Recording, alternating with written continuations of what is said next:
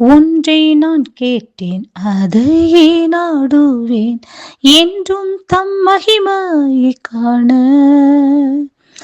ஜீவனுள்ள நாளெல்லாம் தம் ஆலயத்தில் தங்குவதை வாஞ்சித்து நாடிடுவே.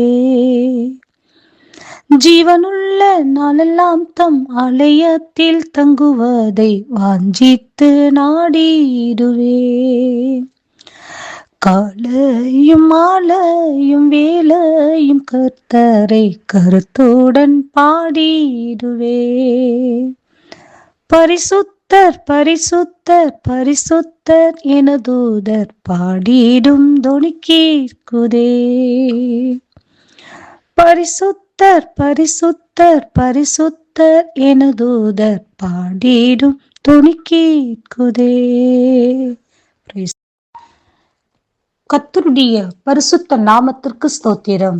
யாத்திராகமம் 33வது அதிகாரம் 17வது வசனம்.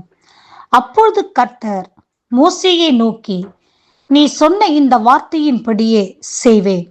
என் கண்களில் உனக்கு கிருபை கிடைத்தது. உன்னை பெயர் சொல்லி அழைத்து அறிந்திருக்கிறேன் என்றார். பிரியமானவர்களே, கர்த்தர் மோசே சொன்ன வார்த்தையின்படியே செய்வேன் என்று சொல்லி மோசேக்கு கர்த்தர் வாக்கு கொடுக்கின்றார்.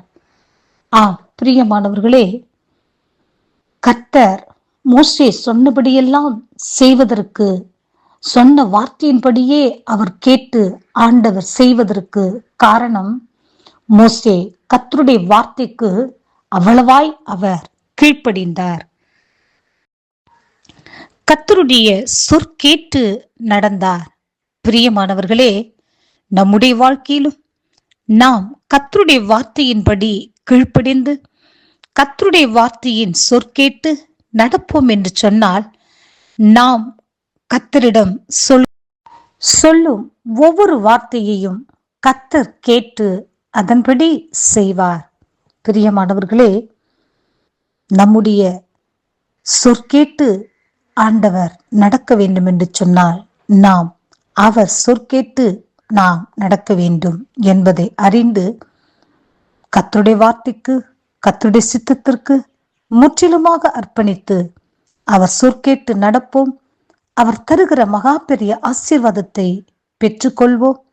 பரலோக ராஜ்யத்திற்கு பங்காளிகளாக மாறுவோம். கர்த்தர் இந்த வார்த்தையை ஆசீர்வதிப்பாராக. ஆமென்.